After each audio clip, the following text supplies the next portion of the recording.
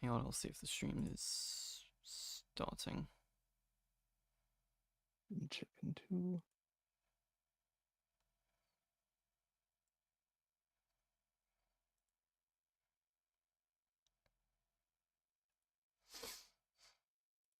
Hang on, I'll see if the stream is starting. Chicken too. Sounds good to me. Yep. Alrighty. Hello, ladies and gentlemen. And today on this live stream, we're interviewing, I think you're what now, 30,000 subscriber channel. Truth Pretty is, close. yeah, Truth is Scarier than Fiction, who does cryptozoology and the occasional lost media video. Hello. Thank you for having me on. Indeed. Hang on, I'm just searching out your channel to check quickly, just to see what you are in terms of a subscriber count. Oh, I think it's you're less than 200 20. away from cracking 30. Yeah. Yeah, so it'll be about Christmas, I think. Well, I guess that'll be a pretty cool Christmas present. Yeah. So, everyone, go subscribe now. Yes, just 200 more. We just need to make that like one little final push before Christmas. Then I can retire. Don't get your hopes up yet. No, I think I'm a little bit of a ways off from that. I think a friend of mine said that if I were to become an underwater welder, I could retire in my 30s. Not that I need 30,000 subscribers to retire. Well, listen, if you become an underwater welder, you're gonna have to deal with those giant jellyfish that one guy was talking about in the Gulf of Mexico. You ever hear that story? I think you did a video on giant jellyfish that I watched at school once, but I can't remember too much. Yeah, some guy claims that when he was down there, there's these weird glowing fire hoses that would, I guess, he said they zoomed around at like NASCAR speeds, but I have to wonder, like, in the darkness, deep down in the ocean, how accurately could you even judge the speed of something like that? And then he said he also saw giant jellyfish things eating them. So if you become an underwater welder, don't do it in the Gulf of Mexico. Moral of the story. Indeed. Meanwhile, on my end, it's just like, as you'd be aware, big cats in Australia from all the stuff I've done on them. Oh yeah. Yep. I mean, big cats. Australia is a pretty popular country when it comes to just cryptids in general, I think. Yeah, although I've noticed that it doesn't seem like too many people are aware of the big cats. Like I remember someone said to me that big cats in Australia seem to be very obscure as cryptids.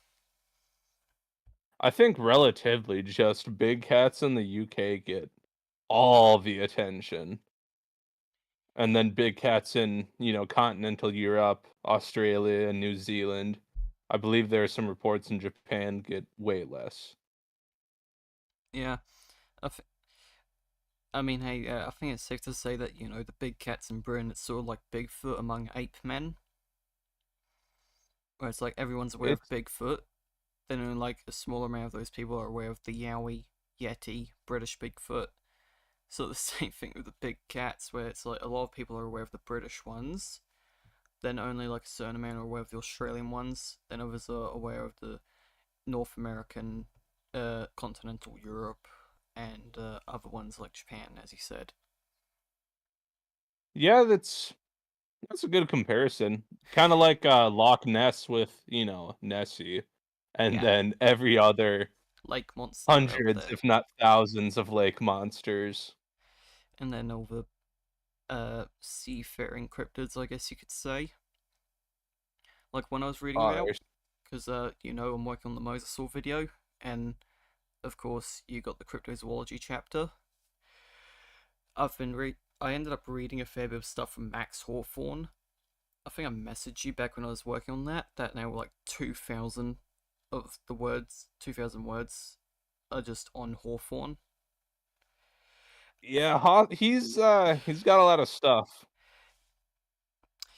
I felt like I was on some sort of LSD trip reading some of it, but I remember with it, I ended up reading through one thing where he mentioned of, I think it's called the Seabury sea serpent, if you've heard of it, of what he dubbed a possible living mosasaur. And I'm just sat there reading this like this is one of the weirdest things I think I've read in a while. The Seabury Sea. I haven't heard of that one, honestly. Okay, well that'll make for an interesting read when you check out the script. But from memory, I think it happened in the 1850s. I think it was 1854 to be specific. And with the sea serpent, it was sighted by a whaling ship, and they originally thought it was a sperm whale until they realized it was much bigger than any sperm whale they've encountered. So they attempted to obviously try and kill it just to see what it was. And I think they said it was somewhere around like, well, they ended up killing it using their whaling boats, and they said that it measured somewhere around, I think it was 107 feet 4 inches. And I think they said at its widest point it had a girth of like nearly 50 feet in circumference. It had only one lung. Its fat, or whatever it's meant to be, this layer of like blubber sort of material on it, burnt as fast as turpentine. It had, I think there might have been a tail fluke like a modern mosasaur reconstruction. And the one functional lung, which is something seen in snakes, which are close relatives of mosasaurs, Hawthorne interpreted as being as meaning this could potentially be a mosasaur as well. And there's a couple of things here and there I can't remember about. Oh yeah, they harvested it because, like I said, they harvested its fat and it burnt nearly as fast as turpentine. And it had, when they had melted it, it had a very clear look to it. But alongside that, I think they had grabbed an eyeball and put it in a vat of liquor, and they had also harvested the animal of its bones. However, the ship that had grabbed all this stuff, if I remember correctly, never returned. It got lost at sea and they never found it before it could return with the alleged material. Heliotrophorium. And alongside that, the only evidence that this battle between a giant sea monster and this whaling ship ever happened was because they had given the letter reporting this to another ship which had returned with the letter, and that's the only source of this entire story. See, you know what? I completely believe that, honestly. Yeah, I trust it. It Yeah. kind of reminds me of that one giant ichthyosaur fossil, Hector's ichthyosaur, Mhm. that they found like just one giant bone from it, and they like, if you reconstruct it based on that bone, it was the largest ichthyosaur ever by like a really wide margin, and then the ship that was carrying it just sunk. Of the comment someone left of I'm still baffled about the fact that most sea snake sightings have been either whale skeletons or whale phalluses. I think they mean sea serpent. Oh yeah, that's another. See, you know what's crazy? That actually came up in a video I'm doing right now on a documentary on living dragons, quote unquote. That very sighting. Hmm. And as soon I'm watching the documentary because I'm gonna review it and respond to it, and that pops up, and I'm like, oh, this is not. See, they try to pass it off as a living plesiosaur sighting, but it's like no, it had absolutely no resemblance to a plesiosaur. That that remind me of like once at school where one of my friends was fucking around, just being an absolute idiot. The amount of times I've smacked him, but I remember once he goes to me something like You know, most sea serpent sightings are actually sightings of whale penises. See, the As he's just the sat there crazy looking at thing me with this cheeky the grin. crazy thing about that is every once in a while it goes viral, and then there will be someone who will be like, "Oh yeah, that's what the Loch Ness monster is." Like, no, there aren't whales in Loch Ness.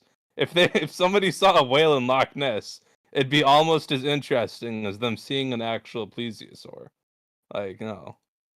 Someone said the one thing that makes me doubt this story is that if we really had a shallow water hyperpredator swimming around today, we would have some clues. To which I agree with, because, well, as I said, they measured that Seabury sea serpent allegedly at 107 feet 4 inches. That's longer than a blue whale by like a See, that's just decent chunk. that's that's such a hyper specific length where it's like, Hmm. okay, they took all this time to measure it in the middle of the ocean, mind you, Yeah, and then it just gets lost afterwards. Like, I think I'd be getting it to port first. I love Because it's one. not like they're not like, oh, it was about 100 feet long. No, they got it down to a 4 inches. It's like, okay, buddy. I think Max Hawthorne also claimed that some of these are like what he believes to be like living mosasaurs have been reported as large as 120 feet. Although I highly doubt any of them were measured like the Seabury sea serpent. I reckon most of them were guesstimates at long range. So it's like the most you can say is it's a large animal. In reality, it might only be like, well, heck, even if it's gigantic, it might only still be like only 40 feet. But it's just been exaggerated. Yeah, I mean, in the deep ocean, it's really tough unless it goes up next to your ship. Yeah. Someone also commented, I may have seen a flying cryptid in the water panhandle area. That's interesting. Let's see if it gives me any The more details. water, I think the the same water uses pan, like of the WV panhandle area. oh, West Virginia, yes, Ah, a flying cryptid. That's interesting. Yes, if you have any details, read them. I yeah. do I do remember reading because through my college I have access to a bunch of ebooks, right? Hmm. And there was a book on like it was called Thunderbirds, and obviously I know quite a bit about Thunderbirds, but I figured I'd give it a read anyway. And it ended up having a bunch of other flying cryptids, and they claimed that there was a flying manta ray sighted in West Virginia back in like 2004. Now, for those who don't know, West Virginia is a landlocked state. Like, this isn't like it was next to an ocean and someone claimed they saw a manta ray fly out of the water. This is like a manta ray flew hundreds of miles, or 1,000 kilometers or whatever, past other states into mountainous West Virginia just so it could get seen by some random guy on a highway. So there are. That's the off the top of my head. That's the only flying cryptid I know of in West Virginia. Turns out you misread the book. It's not on the Thunderbird cryptid, it's on the Thunderbirds TV series. And they're just talking about the latest rescue. Or the Thunderbird jet, and that's just the code name for a type of airplane. I love it. I love how you say Thunderbirds. It's like straight away I thought of the TV series Thunderbirds Are Go because I found someone who pirated the entire series to YouTube in crisp, clean 480p. So I was binge watching that last night before I went to bed. Yeah, the YouTube's a weird place where you can sometimes just find entire TV shows, and other times you upload some random obscure thing for 3 seconds and you get a copyright strike. Oh, Speaking, I actually got a copyright strike for the Patterson Gimlin film that was recently released. Somebody claimed ownership of it, and I said, I don't think so. Sharktod says he's gonna tune in. He just messaged me about it. Just I'll to sit continue there. on with the chat. Tyrannotherium commented, Humanzy is the best cryptid ever. Human, I don't know about that one. Humanzy. I think I mean, okay, first of all, just questioning, are there any, like, non-humansy, like, human hybrid cryptids? Like, is there a human orangutan? A Hugh gorilla? Those are horrible names. A Hugh-rilla? Or Um, is it just humanzy? I think it's I think it's mainly just been the humanity because chimps are our closest relative. Yeah, that makes sense. Yeah. Someone also commented in relation to the Seabury serpent, as well as if you had a big ass lizard, likely bigger than your boat, with pre-photographed tech, how the F you take such a specific measurement? If there is an actual way, enlighten me. It would be fun. A really big tape measure? See, that's where I'm questioning, like, how would you do Uh, that? Because I could see them being like, "Okay, here's this, skiff we have. It's 8 feet long, mm, and, okay, it's, whatever, 15 or so skiffs long." But, like, no, not down to 4 inches. There's absolutely no way. mm. Who knows? Maybe it's one of those things where they took it in meters and then the guy converted it to feet. Yeah, But I've gotten a couple I don't know if you've gotten this, but I've oops, gotten a couple of hate comments for using meters as a unit of measurement before. I use both. Like I tend to change a lot. They just said the Well, like, humanity thing was a joke before they gave me a no. laugh. Well, Humanzy is the best cryptid, that's not a joke. But, like, sometimes, just, like, if I'm quoting, like, some old, text or whatever, like, Mm, sometimes they'll just say, "Yeah, this is X amount of meters or centimeters long," and mm. then you'll still get hate comments on it. I'm like, "Oh, I'm just saying what they said." I remember bloody. I think it was Malcolm Smith when I was reading one of his books, Australian Sea Serpents. Because I have three of his books. I have Australian Sea Serpents, and I have both editions of Bunyips and Bigfoots. I remember he wrote somewhere in his Australian Sea Serpents one that with a lot of the sightings they say, where they might say it was like 50 yards from shore, and they reckon it measured about like 50 feet. All he said is that the only way you can interpret that because of how people are inaccurate when it comes to this sort of stuff. All you can say is it was very large and it was very far from shore. Unfortunately, pretty much. Yeah. You have shadows, waves, all that. I mean, sometimes, people talk about mistaking, lake monsters and sea serpents. People talk about those actually just being sightings of waves.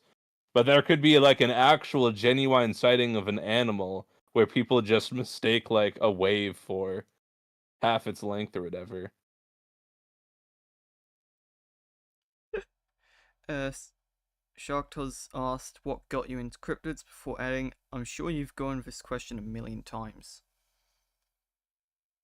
My grandpa just told me stories about, like, the chupacabra when I was very young and, like, the Yeti and stuff. And then I think I watched Monsters, Inc. A lot of times. Definitely a lot of times, and that has the Yeti in it. And then eventually I got a book called Tales of the Cryptids that not only discussed a lot of cryptids, but it also had, like, this rating system in it where it was like a 1 out of 5 was, "This is a confirmed hoax," and a 5 out of 5 is, like, something that was confirmed to exist, like the Okapi. So I thought that got me kinda thinking about cryptozoology more, critically, which I thought was quite interesting. Mm. Oh, Laughing Stock gave some more in the way of a description for his cryptid thing. I'm just checking through the chat right now because I'm getting a fair bit of interesting stuff to read through. And I remember on a couple live So streams, people complained about me not looking at the chat. Uh, Laughing Stock said 4 feet long, all black, tail looks like a cast iron pan, 2 wings, and a rounded beak. hmm. That's odd because I on the cryptozoology subreddit, I think we just had a post asking if someone saw that in like West Virginia or North. Yeah. Has anyone seen a black flying reptile in central North Carolina? That was posted yesterday. But maybe. See, one of the lesser talked things about cryptozoology is like pterodactyl or pterosaur sightings or just flying reptiles are one of the most common and like widespread cryptids. Just tons everywhere for some reason.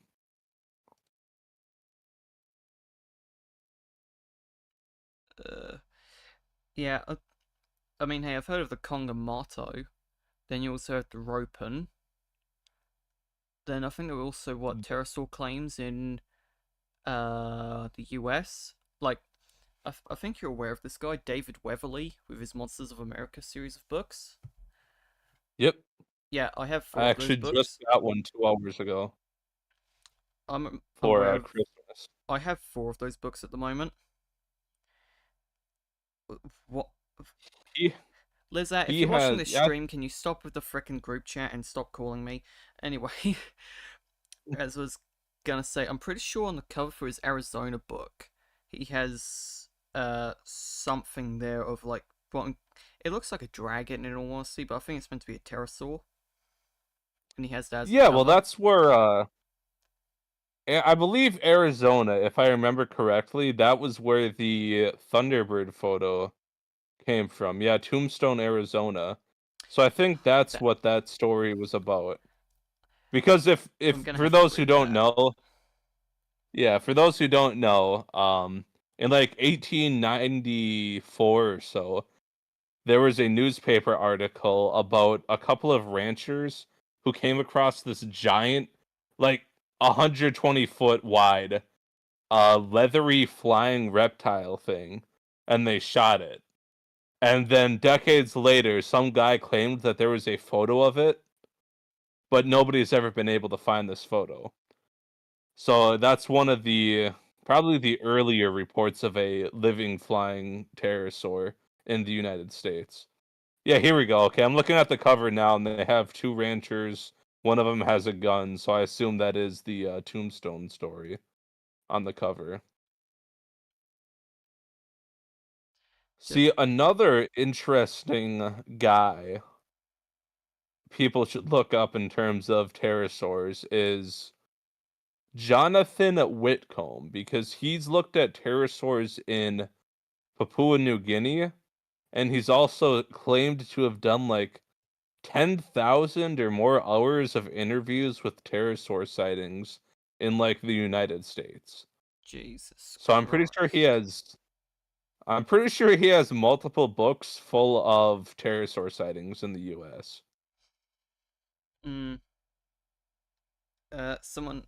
Yeah. Oh well, I mean, I do find that so interesting. The more like, well, I guess sort of gets lumped in as just like living dinosaur stuff because everyone thinks of pterosaurs as just big dinosaurs or flying dinosaurs. I think that's Hmm. probably one of the things I found so fascinating about the mosasaurs, living mosasaurs. Yeah, living probably one of the more, I guess, well discussed, living very, very old prehistoric creatures. In terms of water animals, it's probably the second or third most discussed besides, plesiosaurs and basilosaurs. I don't know how to pronounce that one, but like the whale guys. Basilosaurs. So someone just commented, if there are pterosaurs still roaming the earth, please God make it not as dark kids. Like if you show me something remotely similar to a Quetzalcoatlus, I'm jumping off a cliff. I mean, I assume they can't be that big, considering that you know we haven't found them yet. But Yeah, who and yeah, knows? America, sometimes when I it's a read big. about sometimes when I read about some of that stuff and they claim that, it's like what is it, the Barunjaw? Supposed tyrannosaur running around Australia. Oh yes, Uh that one is. I've heard claims it was T-Rex size. Well, I hear some stuff saying it's 25 feet long and stands 12 feet tall. Then I hear some other stuff saying that's T-Rex size, which would actually place it at like 40 feet long. And it's like, I find it hard to believe something like that, because that would definitely be a multi-ton animal. It'd probably be warm-blooded, or at least have a warm-blooded, like, metabolism, considering that's what it's believed some dinosaurs would have had. Um, and from there, it's like, that would require a lot of calories, and I don't see how an animal that big is going to sustain itself on kangaroos. Well, it probably eats people too, and just nobody's ever shot one because it's that good at eating people. Hmm. Is there a missing 411 type thing in Australia where they talk about a bunch of missing people and blame it on like the Yowie or no? I think there has been some missing person cases over the years in Australia. Uh, I I think I saw one of I'm trying to remember. I think there was one relating to a cryptid where a 10-year-old boy went missing, and they went out to try and find him. They sent a search party out. One of the people of the search party claimed to have seen a big cat. So, straight away when that ran around the place, there was concern of, did one of these cryptid cats just eat a child? However, they did later find his body, and they concluded that he had died of dehydration. Unfortunately, that is, when somebody gets lost in the wilderness, especially a young person, it's usually not an animal, it's dehydration or some form of the elements getting to them. Because we have similar stories in the US, but people blame Bigfoot instead. But, you know, there's unfortunately a lot of ways for people to go missing. So, and also just ask, what's more plausible in your opinion? Haast's eagle surviving into the 1800s, or Bigfoot at any point? I would definitely say Haast's eagle is more plausible, Mm. surviving into the 1800s when it was sighted. Because, for those who don't know, Haast's eagle was a giant species of bird that lived in New Zealand and was believed to have gone extinct around the same time as the moas in the 1400s. And Bigfoot is a giant hairy guy in North America. But at least with Haast's eagle, we know at one point it existed, and with Bigfoot, we have no fossil remains for anything like remotely like it in North America. Yeah. It it reminds me here of just like I think Wild World Wild World was thinking if I was doing a file of that I was doing a final scene video, and I said to him that I'm considering doing a final scene video at some point. Like Nature and Joy ended up doing his, and I ended up helping a little bit with his. Uh, but I don't really know too much on the final scene, so I wouldn't mind like looking more into it. Though, as I said to him, uh, it's like you have some cryptids like the Kasai Rex, where it's like there's very limited amount of source material on it, and it's pretty much like already been concluded what it was.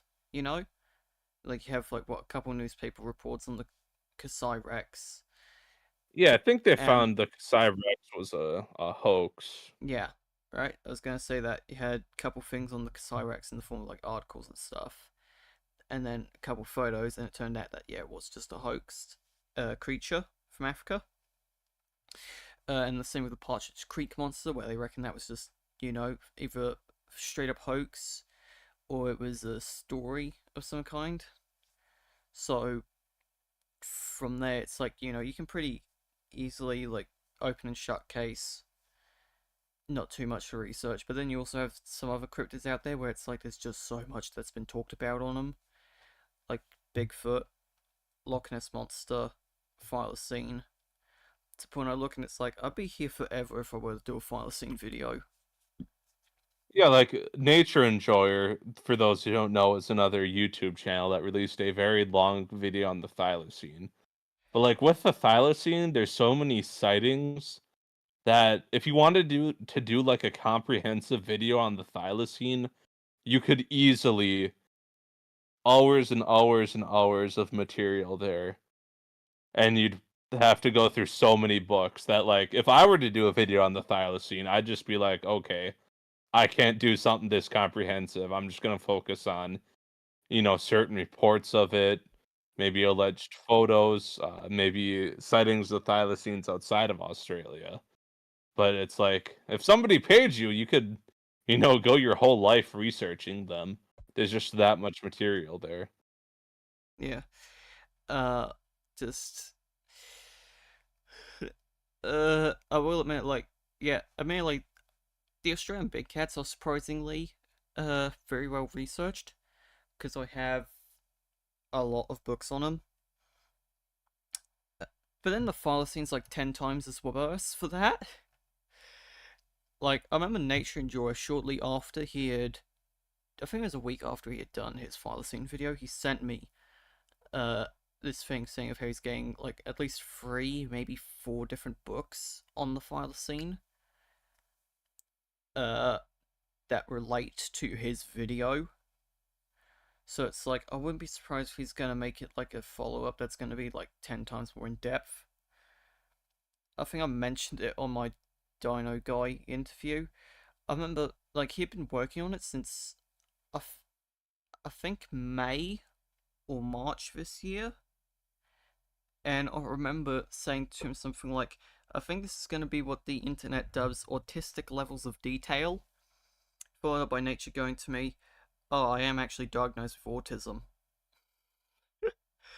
And I was just sat there like, oh, for the love of Christ, I just had to say it to an autistic person. I mean, hey, if you want to put you want to put all your mind power into something, there are worse things to do than go into thylacine reports. True. Yeah.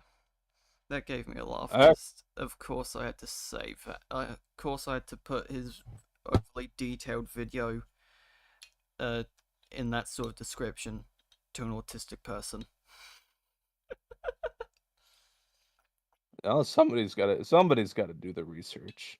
I actually did recently, for my completely not related to zoology at all class, make a map of Bigfoot sightings in US national parks, because they were having us do a just some type of online map using ArcGIS technology, and I figured, hey, why not?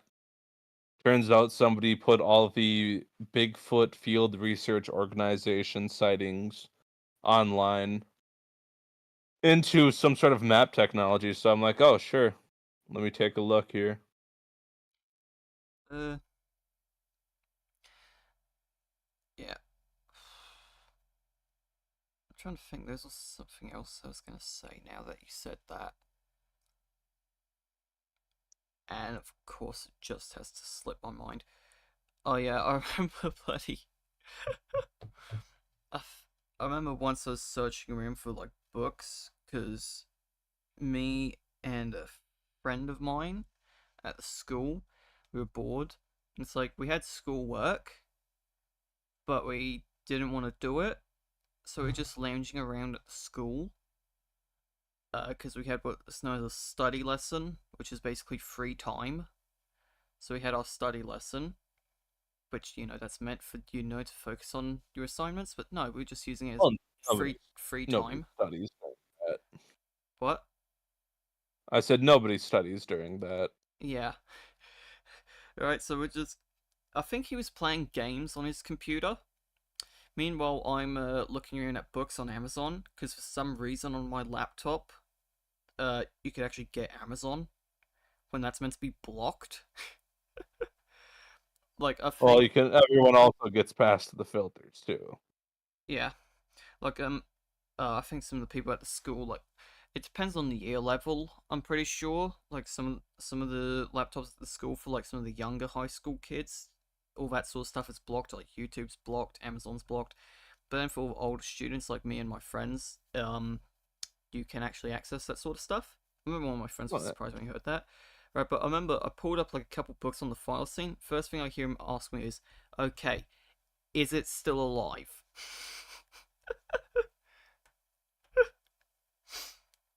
Yeah, I mean, I guess I assume you're from Australia, right? Yep. Based on, so that's probably the go-to cryptid for people. Like I was in a different class, and they brought in some sort of local politician, and whatever, she's giving us her spiel on what she does for the city and blah blah blah. But she was wearing some like Bigfoot shirt. So then at the end they say, "Hey, anybody have any questions?" And I just asked her if she believed in Bigfoot. Everyone laughed at that.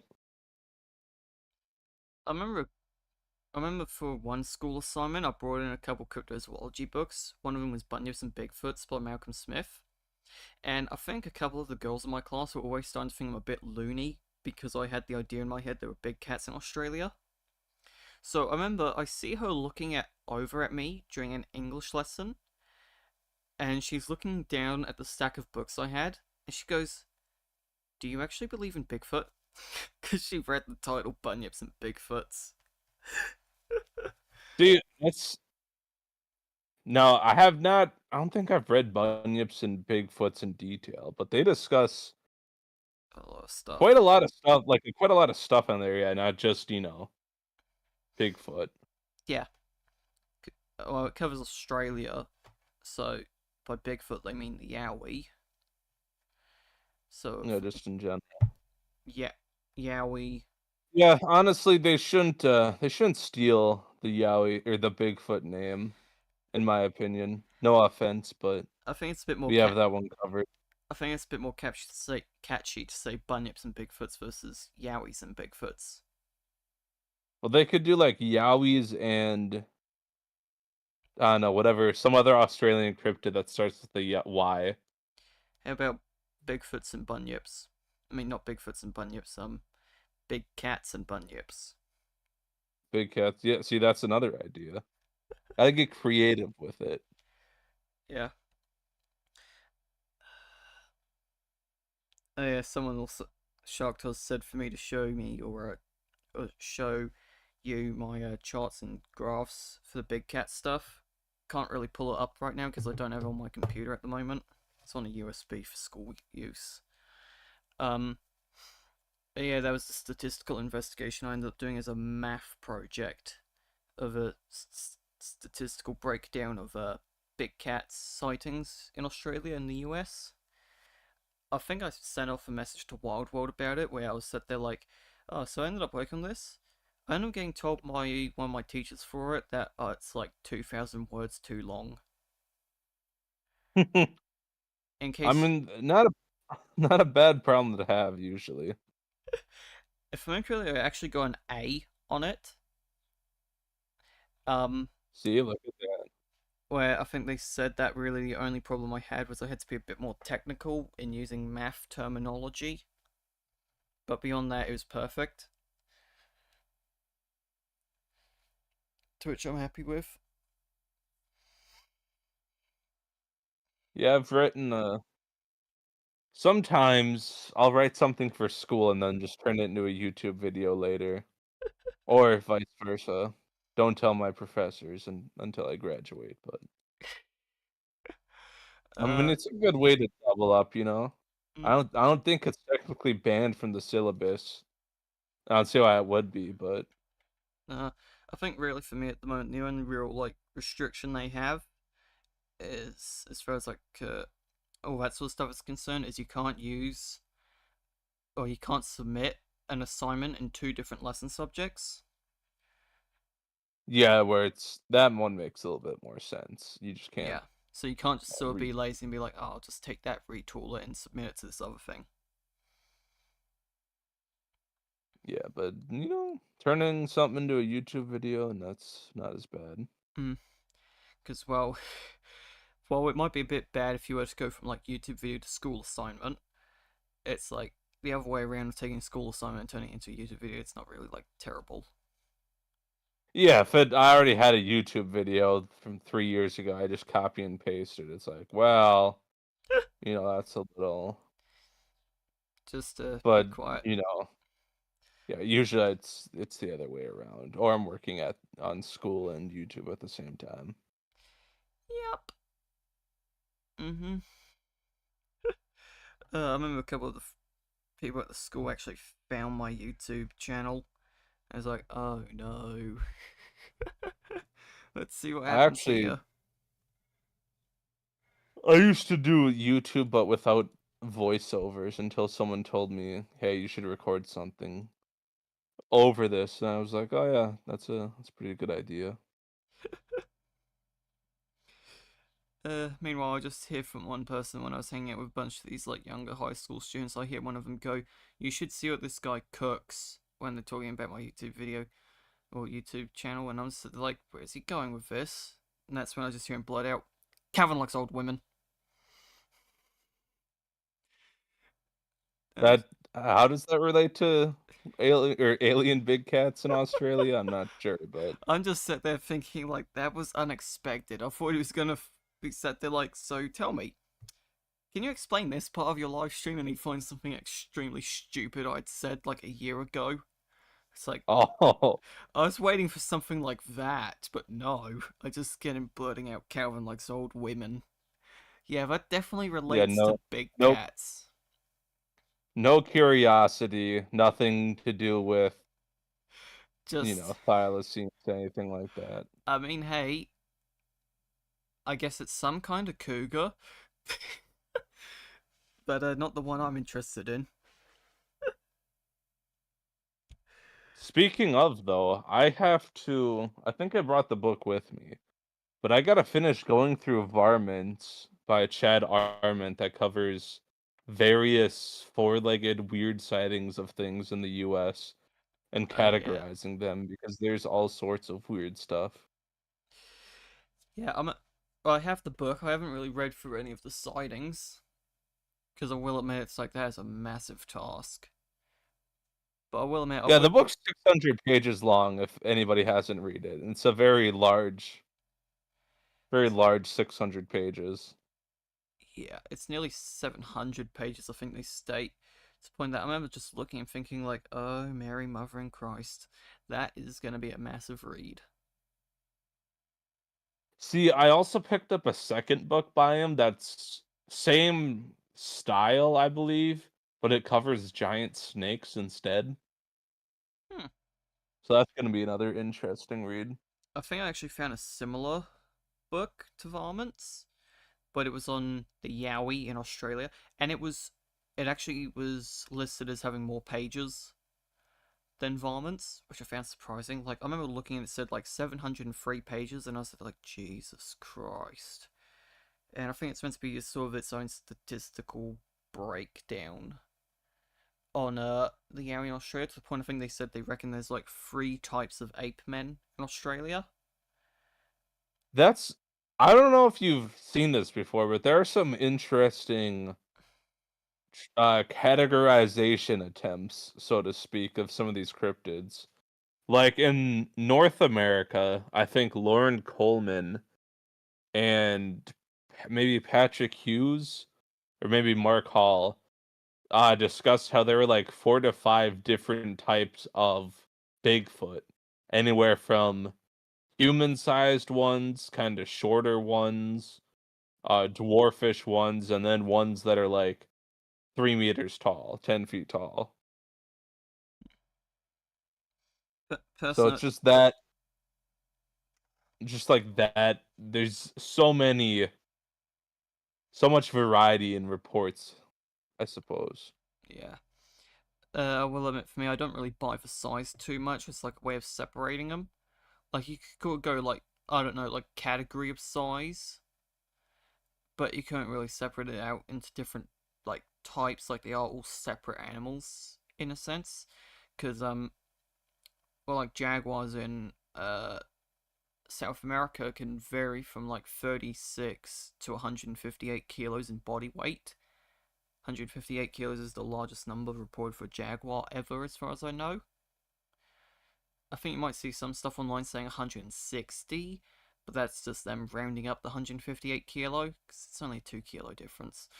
Um, But it's like that's like what, a 5 times difference between 36 and 158.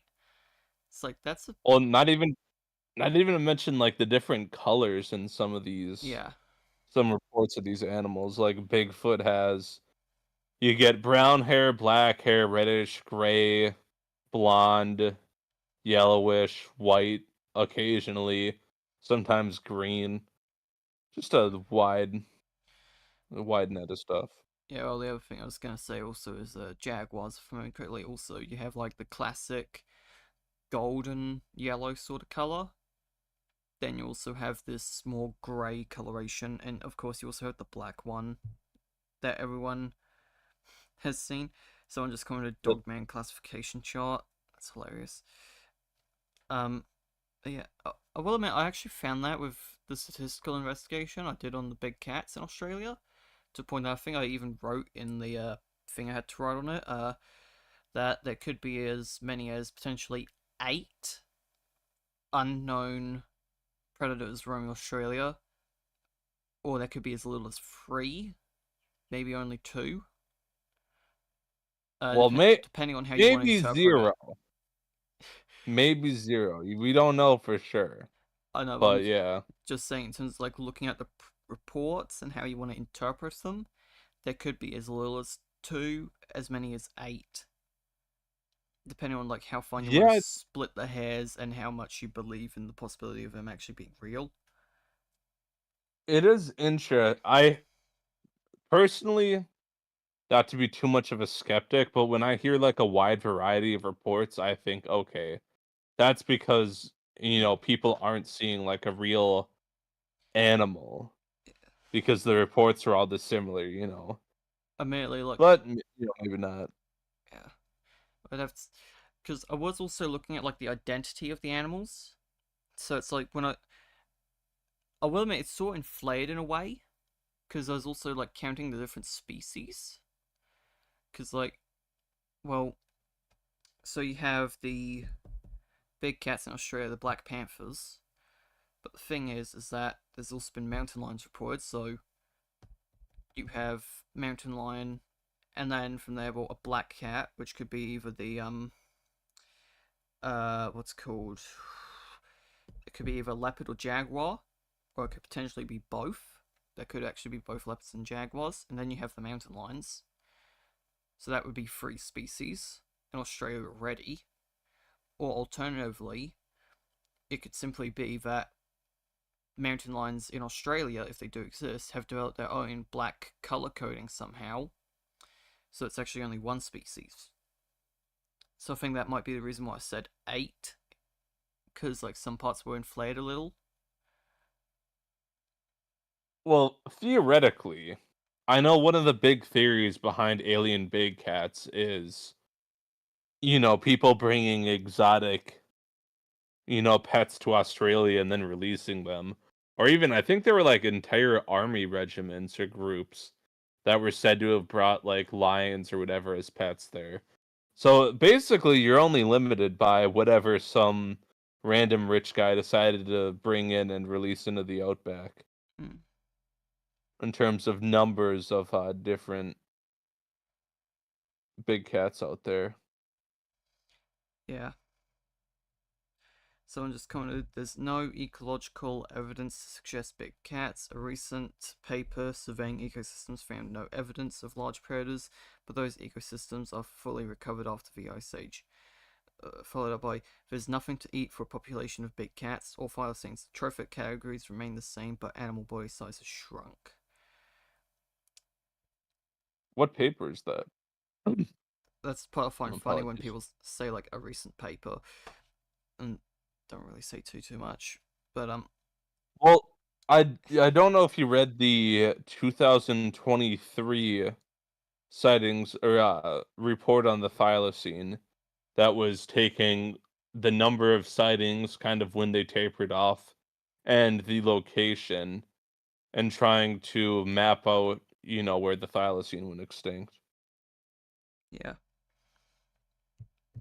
That was an interesting one, but I just find it silly to I'm say trying that to. there's nothing for them to eat because I'm pretty sure there was actually a paper that was looking at the possibility of big cats in Victoria, and they actually said that out of anything, it's out of anything, there probably would actually be a lot of stuff for big cats to eat because there's a lot of invasive deer in Victoria.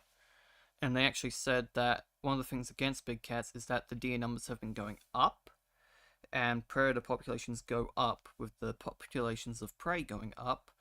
So, big cat sightings should actually be more common. That's definitely one of the I'd say better arguments I've heard for the non-existence of some things is like if we so obviously when something like the thylacine, for example, went extinct, that was because we devastated the environment, absolutely. But someone brought up like, okay, 1936, last thylacine goes extinct in a zoo. 6 years later or so, or not six, 3 years later, Australia gets into World War II. All of a sudden, a bunch of people who'd otherwise be hunting in the outback, traveling, cutting down trees, they're on the front lines. They're serving in World War II. So theoretically, over those, 9-ish years or 6-ish years, Australia was in World War II. We should have seen a pretty large, um, sort of recovery in thylacine numbers by that point. Hmm. They just posted Something where they would be visible. they just posted the paper in the bio corner of the cryptozoology Discord you invited me to. Yep, I'll Um, read it later. But I will say that does remind me of. Are you aware of saber-toothed tiger reports in North America? I believe so. I saw something where you mentioned it in the Discord. One of the arguments I've seen against that again is saber-toothed tigers were adapted to not only eat large prey, but like eat mammoth-sized prey. Like not just, deer or elk, but like absolutely huge animals. So when the mammoth went extinct, the saber-toothed tigers just didn't have anything left to eat and they couldn't adapt to smaller prey. Mm-hmm. Not sure how, that works biologically, but it was an interesting thought.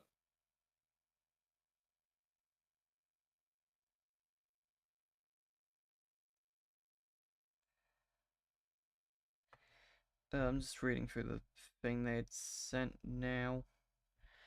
Because, like, they said they're going to post the PDF if they can find it. Let me But see if my they posted a quote from it in there as well. Saying, we found that introduced predators are functionally distinct from extinct Australian predators, but they rewire food webs towards a state that closely resembles the late Pleistocene prior to the megafauna extinctions. Both late Pleistocene and current day food webs consist of an apex predator and 3 smaller predators. This leads to food web networks with a similar total number of links, link destinies, and compartmentalizations. However, this similarity depends on the presence of dingoes. In their absence, food webs become simplified and reminiscent of those following the late Pleistocene extinctions. Our results suggest that recently established predators, even those implicated in species extinctions and declines, can restore complexity to food webs simplified by extinction.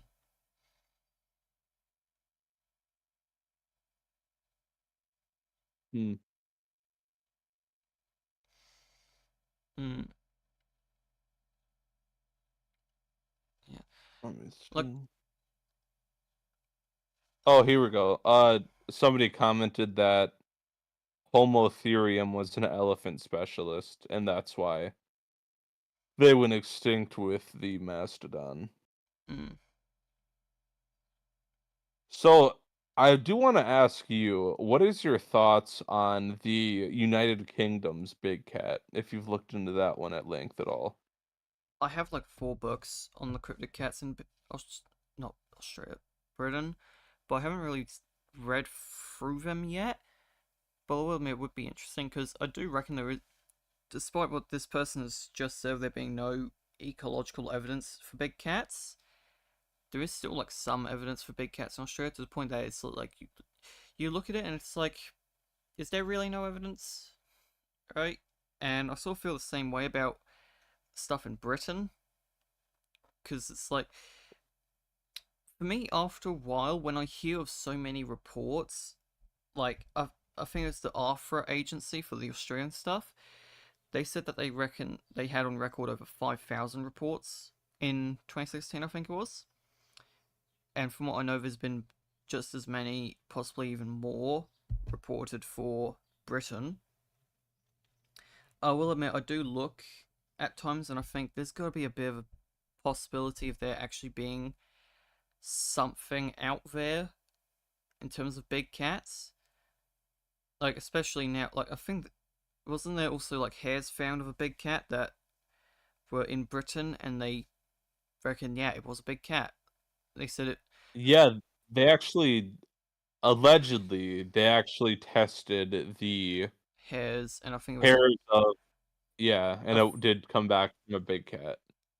admittedly, I'd like to see if I could actually dig into that a little bit more because, See, I've read that the person who found the hairs was like a long time, big cats in Britain believer, and she might have been a had access to a wildlife sanctuary where she could have theoretically, gotten some hair.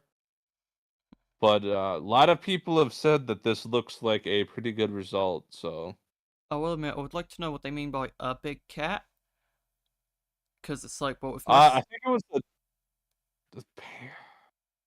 what I want to species? say leopard, but I want to say leopard if I remember correctly. That's what the DNA.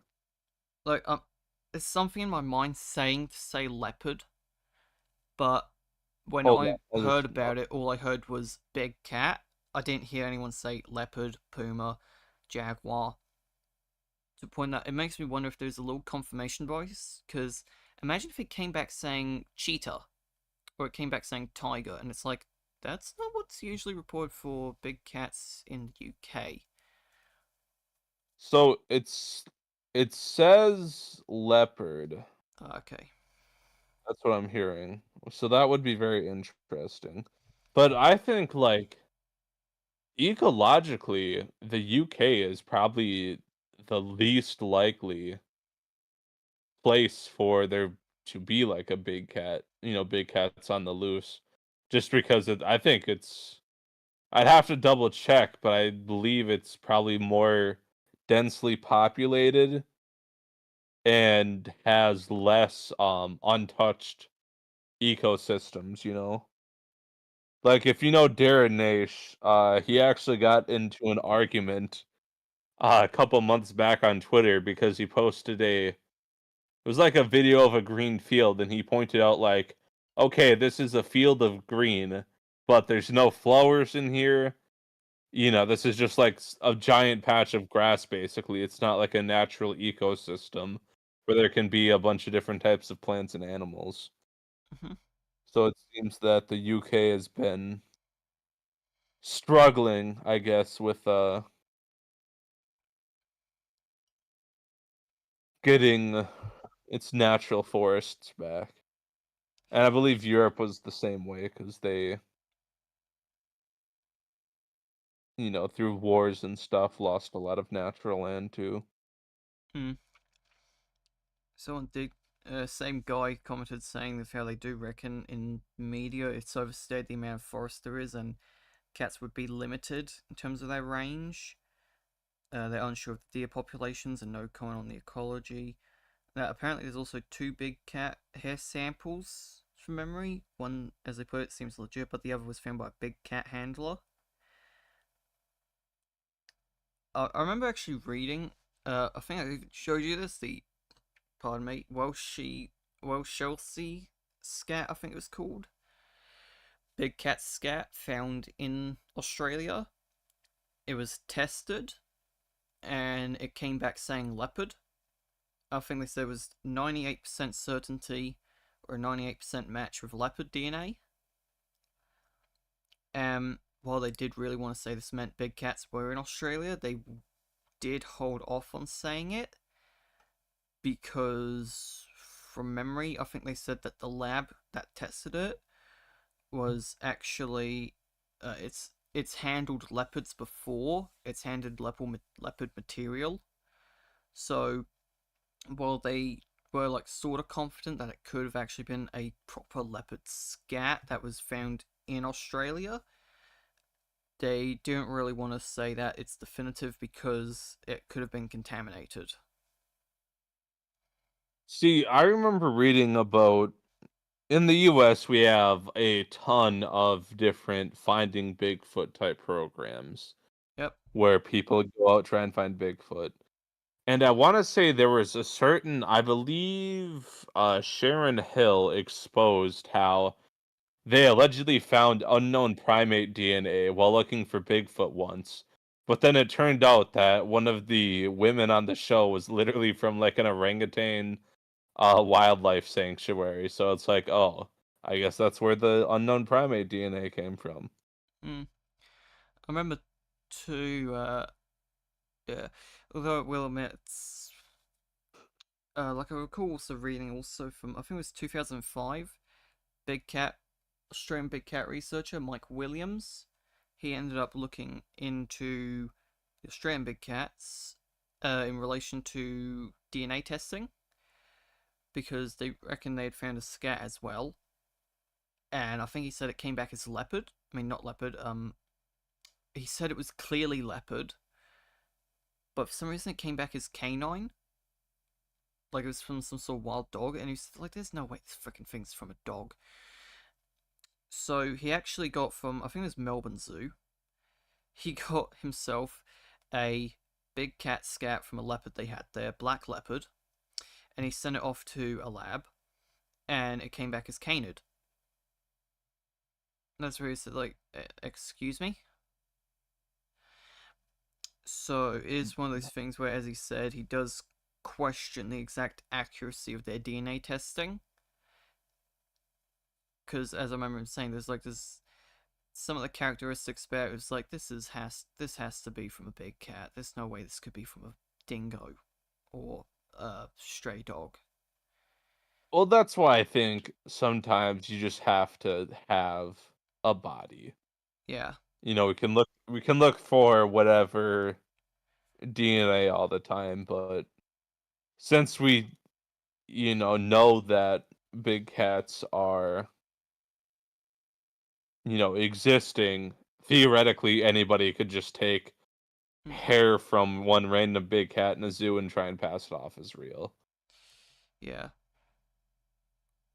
Oh, well, man, it does I get to the believe point where, to a certain extent, I do buy into the paranormal theory that Healy and Cropper proposed in the 90s. Because it's like, it does explain a lot of it, but for me, to a certain extent, I do look at it and I wonder if it's just me sort of having, like, confirmation bias of, like, I want it to be real. Of there being big cats in Australia. Yeah, that's always been my problem with the paranormal explanations is it seems like sort of a cope, like, oh, well, maybe if we can't find, evidence for something, it's because, it's paranormal, there's actually no physical body for it. So Mm, that's why I've always been more of a non-paranormal explanation guy. mm. I don't know if I don't know if Wild World's going to join in on this live stream or if he's just like quietly sitting in the back like he did with my Lego Jurassic World live stream that terrified me. Um, but I remember, I think I even said to him how like I reckon it'd be interesting if he were to cover the big cats in Australia in the form of the quartering cougar I told you about, Savage Shadow, as it was dubbed. That's the book that was written about it, Savage Shadow: Search for the Australian Cougar. Uh, You know those man-eater type videos he's done of like the Siberian tiger attacks of the 90s? I reckon he could Yes, yeah. I reckon he could do a good video on that, but it's Savage Shadow. So it'd be like the Australian cougar attacks of 1979, I think it was. Yeah, I think it was the 70s and 80s. Yeah, it was Well, that's the 70s. Um, but I remember watching that. Well, I remember like thinking here and there, like it when I was reading the book because it's written like a suspense novel. It it sort of gave me paranormal vibes in a way, and then I also started thinking of Jaws as well. well, I assume, the author of the book probably wrote it in that way, to get people more on the edge of their seats. Mm, One of my other, I guess, issues with big cats is even if we do find a body, I don't think it would be as significant like we find the body, it could always be a one-off escapee. mm. I'd say we'd have to find like a population of some sort. Or like Like a what's it called? Or it just ends up like they turn not really just like finding a population, but more so just like more and more bodies start coming up to a point it's like, what the excuse me? yeah, where it's clear that it's not just random millionaire who's irresponsible with his pets. Yeah. Or, So maybe they find two bodies at once or something like that. yeah, like I don't know, if you found like five bodies of a big cat out of nowhere, it's like, dude, this is gotta be the case. No laughing stock. I've not seen Alaska monsters. Someone also just commented in relation to paranormal stuff. It's either zoological or cultural. "Quote unquote supernatural" is a cop out whenever it's invoked, as in our cultural supernatural stuff has a very specific set of cultural implications. I will admit, Healy and Cropper, if you haven't already, you gotta get out of the shadows if you can, if you do anything Australian cryptids. I could probably even just send you the pages, like photograph them, so you can read through it. But I will admit, to a certain extent, like they did build up a good case for the paranormal stuff, but I do see some problems. Like, I think they said that with a lot of the cryptids, right? Because one of the things they noticed was a lot of trends. The book covers the six main cryptids of Australia: Queensland tiger, mainland thylacine, Tasmanian thylacine, Yowie, bunyip, and then the big cats. And I think they said with the one of the things they noticed was that with the big cats and yowies and a lot of other animals, dogs tend to be scared of these things, whatever they are. The dogs are scared of them. But I don't know how well I agree with that because I have read some stuff like I'm trying to think what it was. I think it was a big cat. No, two big cats. I think it was that ended up attacking someone's farm, trying to round up sheep. The dogs went in to fight them, and not just that, right? To chase them off, but not just that, but also with the quartering cougar. They ended up bringing in a German Shepherd called Koenig, I think it was, and Koenig was used to try and track the cougar. And they had given him, I think it was a bunch of like old cloth that was used as bedding for a cougar enclosure in a zoo. He ended up sniffing it. He got the scent, and he took him a good bit around the quartering area of one of the farmer's properties, trying to find this thing. So for me, it's like, if dogs are meant to be scared of these animals, why'd Koenig decide to follow this thing? Yeah, see, with me with the paranormal, I say find one example of a paranormal phenomena, prove it once, and then I'll start thinking like, okay, maybe some of these other ones are possible. But until then, until we have proof of a ghost, a ghostly apparition, teleporting big cats or something like that, I'm not gonna put too much stock in it. Mm, And then I think what the commenter said where the paranormal is kind of a cope. I think yeah. where I agree there is like sometimes it seems like in the early years of a cryptid report, everybody agrees, hey, this is a flesh and blood animal. But as the years go on and reports keep on happening, but there's still no proof of it, people kind of go back into maybe well or not go back into it, but they start saying, well, maybe this is a ghost or paranormal or something like that. And that's why people aren't finding proof of it. Hmm. Someone just commented, thoughts on the Washington DC meth zombie guy? All I can say there is I've heard of the Alabama meth tax squirrel, but not that, and also what the how does this relate to cryptozoology? Um, but from there, same guy talking about the big cats. I fail to see how you could build up a good case for anything supernatural. In our cultural supernatural, or in our culture, supernatural inherently implies a lack of evidence. It cannot be disproven. It also implies a supportive minority, which further bolsters and gives credence to those beliefs. If you can't prove it's false, and there's a group of people that believe you, then it seems logical, but it's not based on empirical or even anthropological evidence. Exactly as Truth said, I'd like to further note that's because these people are only zoologically minded, not anthropologically minded. One thing I will say on the part of like building up a decent case, like one of the things that I found pretty interesting that Healy and Cropper noted when it came to like the more like cryptozoological, well, in terms of like building, I think even they said that they don't fully agree with the paranormal theory that they proposed to the point that they weren't even considering including this in the book. But one of the things, but there were some good points that they did sort of make that even if it doesn't like say that there's a paranormal side to the cryptids of Australia, it is still fairly interesting to note. Like a general trend they noticed, and they noticed this not in Australia but also in the UK and America. Pretty much wherever there is a hotspot of big cat reports, there's a hotspot of Yowie reports in the same area or the same general area. Like I think they said Kangaroo Valley in Australia is one of them. There's been both big cats and Yowies reported there. They even had a map that overlapped. I think it was Thylacine, Queensland Tiger, Bunyip, and Big Cat and Yowie reports, all overlapping in the same area.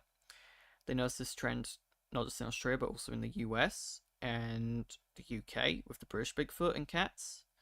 So it's like it's even though it's not like fully supportive of the idea that there is a paranormal aspect, because it is still one of those things where it is like, as you said, it's a cope sort of thing. That is a bit. It is interesting to know, like, why is there this trend?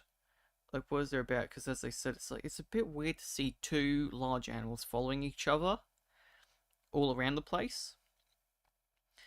Um, and then alongside Well, that, well, yeah, another, and it just slipped my mind. And it just slipped my mind again. I can't remember where I was gonna go with that.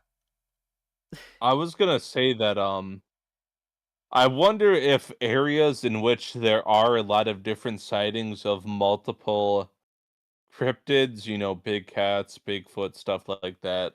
I wonder if that's a case of that area is has a lot of natural wildlife or forested areas that kind of inspire the human mind to, see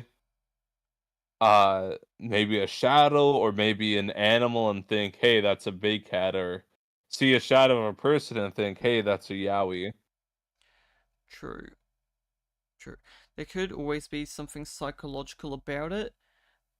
And I remember they did say that with the paranormal theory, they wrote something saying of how the same arguments used for the paranormal theory can be used to support the hallucinations theory, I think they dubbed it. You know, like mistaken identity, hallucinations, a more cultural aspect of, oh, there's just some sort of culture surrounding big cats to the point that we just can't help but see them, even when they're not there. Except if you ignore the physical evidence that they also included, like footprints found, scats, all that sort of stuff.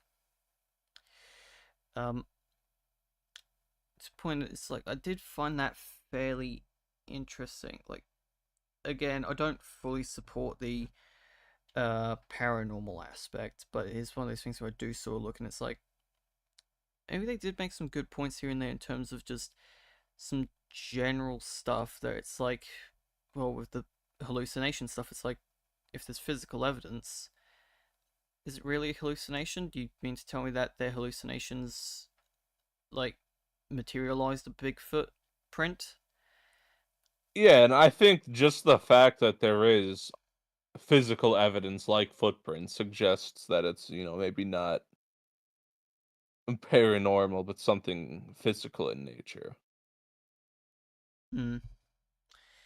There's two things at play. Those areas are often rural and home to poor people, and the presence of reports creates an environment which prompts cryptozoological interpretations of ambiguous stimuli. You know what? Okay, this is something I'm gonna do. So remember that map I told you about Bigfoot reports in Yeah. national parks? I'm gonna see if I can use that software, look into maybe big cat reports Hmm. in Australia. I think it goes worldwide, and see if there is like a link between, Hmm. or just see any links at all really between like maybe forested areas or income levels, stuff like that. They also said rural people are more likely to buy into non-scientific or clearly anti-scientific phenomenon due to the culture of those areas. Would you really call? I mean, Would you really I spent a call? lot of I was just gonna say, what would you was that? really call cryptozoology like anti or non-scientific? I would say I wouldn't call cryptozoology anti-scientific. I would say that there might be anti-scientific thinking in some Areas of it. cryptozoological beliefs. Yeah. Hmm. Like if you're like, okay, I think X cryptid could be real, that's fine. But if you're like, hey, why aren't the scientists recognizing that this cryptid is real when we don't have any proof for it? It's, a problem.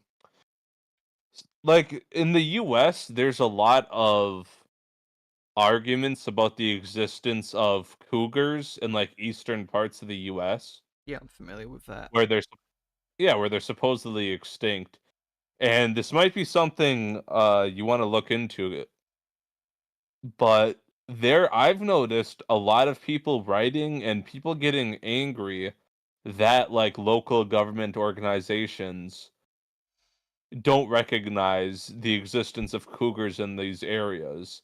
So I Hmm. wonder if that could be somewhat linked to some cryptid belief systems, is just anger at the government for possibly not recognizing. It could just. It could be to a certain well, we'll admit everyone likes to take little pokes at the government here and there, but to me, to a certain extent, it's like I do. I wouldn't really call it like anti-scientific in a way to say like why isn't the government recognizing this?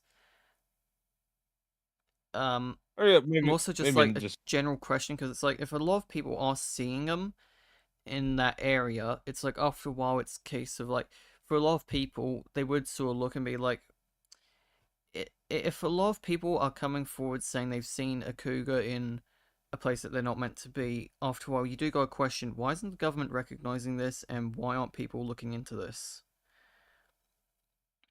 well, I think unfortunately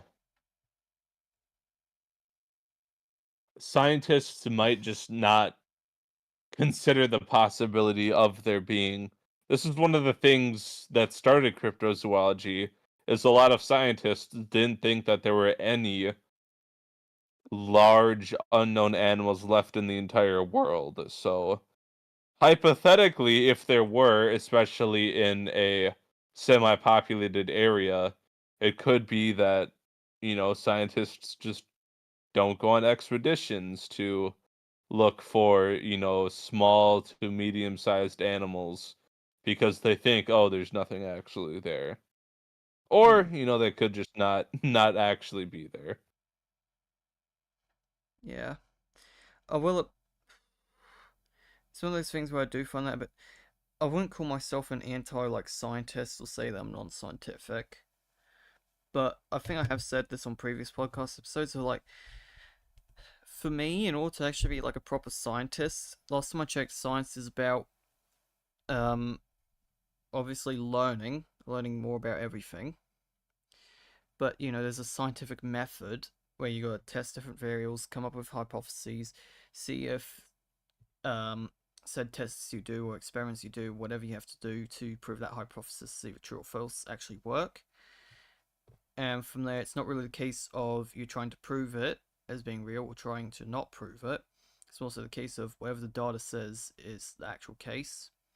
So for me, it's like, well, I notice a lot of people online seem to have that sort of view of anything in science is fact. Like, you have recently, Saurophaganax paper came out saying it's not a theropod, it's a sauropod. So now everyone on Saurophaganax was actually trending early on Twitter. Everyone's now saying it's a sauropod, it's a sauropod, it's a sauropod. But that's where I saw a lot of people actually saying that there is still a lot of stuff there. Like, as I remember one person saying, there is still some stuff in Saurophaganax that needs to be examined. So for all you know, this could actually be redone in the future. And it turns out Saurophaganax is actually still an allosaur of some kind. And alternatively, well, I think they also said that basically like any large theropod-ish bones from the Morrison were basically being lumped in as Saurophaganax. So essentially, there's a lot more to Allosaurus in terms of just saying, oh, it's a sauropod now. So it's like, well, there might be some sauropod material in Saurophaganax. There could be like still a lot of theropod material in Saurophaganax. Yeah, I've noticed in paleontology, it's very like when a new paper comes out, it's huge. And like it seems like a lot of people jump on that, which I understand because obviously there are very qualified people in paleontology, but Yeah. But the I don't way I know, was going it's the way I was going with that, right, is like I wouldn't be surprised if a lot of people just simply read the abstract of that paper, and from there they state everything as fact. When science isn't about stating everything as fact, it's more so about asking questions and seeing what results you can get from said questions. So, like, yeah, when asking, it is there. Well, as we saw earlier, where you said that you wouldn't mind, like, doing that sort of survey of the world to see if there is a trend with big cats and Bigfoot, that's a bit more of a scientific mind, and you hear, oh, apparently there's this trend of big cat and Bigfoot overlap. Maybe this is actually real. Let's see if it's the case. And for that could have massive implications for cryptozoology.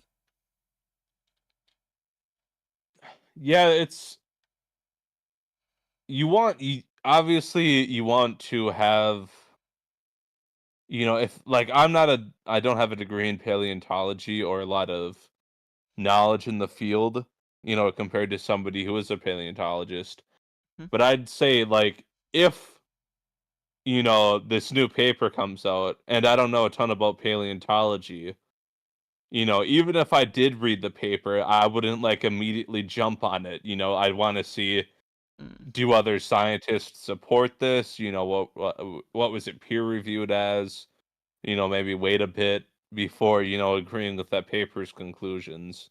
Yeah, it. Well, originally the abstract of that paper was leaked several months ago. Uh, and now it's only now just come out. The actual paper.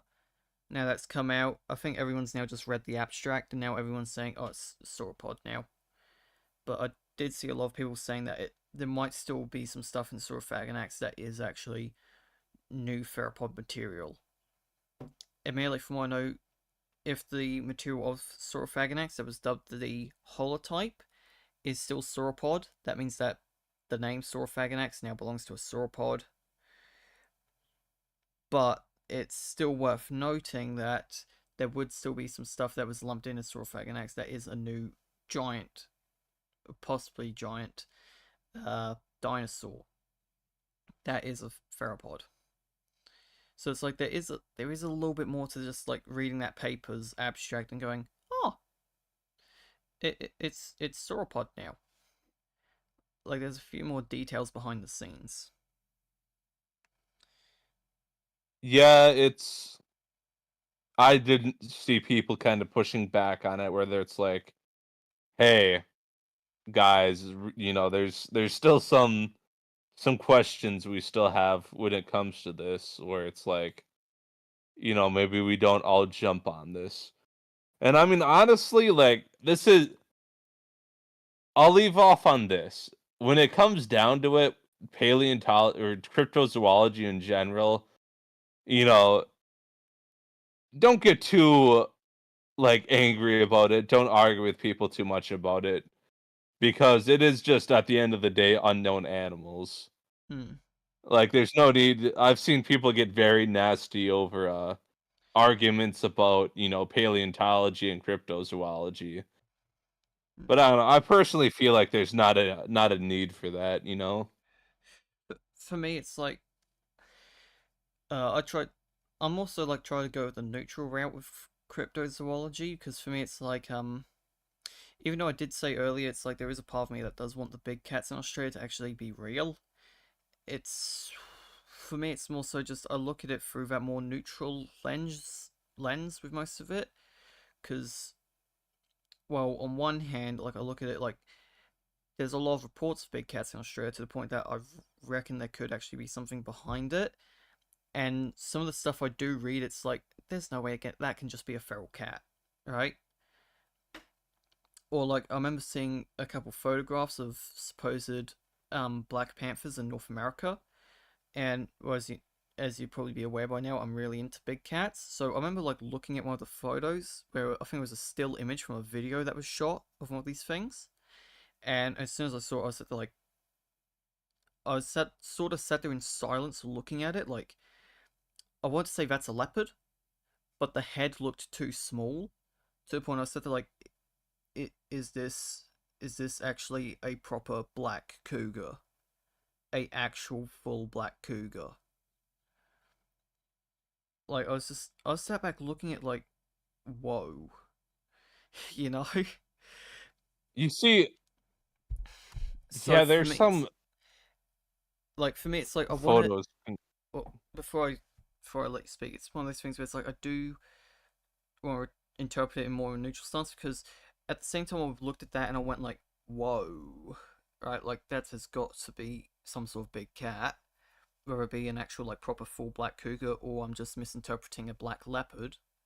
There were also a lot of different photos in there where I said like that has got to be a feral cat. That has got to be a feral. So what do you want to say? Yeah, it's tough not to jump on yeah, this is actually a undiscovered species or a new population in photos sometimes. Just because you do have that, bias baked in. Yeah. The guy just the same guy who's been talking with us most of the time with the big cats, Pondicherry, I think is how you say that. He just said, you have to be as neutral as possible when dealing with evidence. That's a great mindset. I mean, I'd love for Bigfoot to be real, but we know it's not. Admittedly, I don't agree with the part where he says, but we know it's not. Because for me, it's like, I think, admittedly, I get a bit picky with the wording at times, but for me, I would just put it as like, but it's most likely not real. Yeah, Because who knows, I would say the same thing. Like, less like, than 1% chance. But like you know, like for me when you go but we know it's not real, you are sort of leaning into that more so just stating stuff as fact when there's still a good possibility, well there's still a possibility that it's better just to say most likely not. yeah, I'd rather discuss it as, like you said, most likely not. Because at the end of the day, I don't think it changes that much if you say, Mm, I think this cryptid is 100% not real, or I think it's 99% not real. yeah. But as long as you kind of keep the baseline of, hey, we're talking about an unknown species of animal here that there's no proof for. Mm. Let's not go crazy with the evidence and see every shadow and think it's a Bigfoot. Well hey, one video I've been wanting to do since I'd say probably like sometime around June this year. After, right, because I ended up getting the book Shadow Cats for my birthday this year by Michael Mays, the author of the Texas Crypt Hunter blog. Um, Ooh. and I remember from there, like, I look at it, right, because he has a whole chapter there on photographic evidence for Black Panthers in the US, and that's where I saw the photos. And it's like, in my head, it's like, I remember seeing one photo where it was a still image from film from memory, and so like, there's got to be a black leopard. But for me, it's like, well, on one hand, I look at it and it's like, that has got to be a black leopard. It's also like, well, I can say that it's most likely the case that is a black leopard in the photo. It's like, well, you, you know, you can claim that, oh, it's from, I don't know, say Kansas. But I do sort of look and it's like, let's say if it was filmed somewhere else. Or, you know, there's like a lot of big cats that people have as pets in the Yeah. US. So let's say this is just their private property. Yeah, that's the problem when it's enough for me to be like, okay, if I don't know the background of who took this photo, I'm not like completely discounting it, but like that's a huge mark against it, you know? Pondicherry just said, I'm making concrete statements because of things in progress. Thanks for the clarification, mate. Yeah, I will admit, Well, they're saying that there might be a way to disprove Bigfoot still being around through eDNA testing. true, true. So at the very least, like we know Bigfoot's not real anymore because we eDNA tested and there's Yeah. no Bigfoot DNA. Or maybe it proves it. Maybe it proves it, you know. I was also gonna say, like, I also want to do, like, as I said, I want to do a video going over these big cat photos. And for me, it's like, when I think I'll look at them, I'm probably gonna have a massive clarification at the beginning saying, like, I'm only analyzing to see if the thing in the video could be said it's said to be a big cat. Like, can you look at the like facial structure, the body structure, the legs, the tail, the general characteristics of the body, and say that is a big cat, or is it just a feral? And from there, I'll probably clarify saying that's the only thing I'm focusing on here. So if I can say that that's most likely a black jaguar in the photo, I'm not saying that means that the photo is genuine. I'm just saying that the animal in there is most likely some sort of big cat. Because, like you said, when it comes to background info, what's to say that there is something shaky about it? Like, I think I saw one you Yeah, it posted could on Twitter of a supposed mountain lion in Colorado, and I remember looking at it saying, like, that is definitely a mountain lion. Actually, no, I don't think it's Colorado. Because Colorado isn't east of the maybe Rockies, is Maine. it? I don't. Yeah, Colorado is within mountain lion territory, Yeah, recognized. yeah, that just But clicked there with was me a right photo there. in Maine. That's like It was it.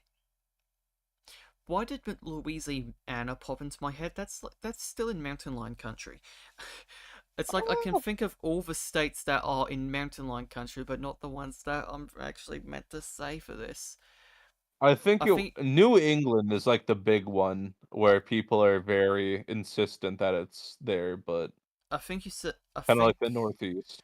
uh, it was like it was a photo of this forest, and then there was like a rock or something, and you could see the mountain lion on it.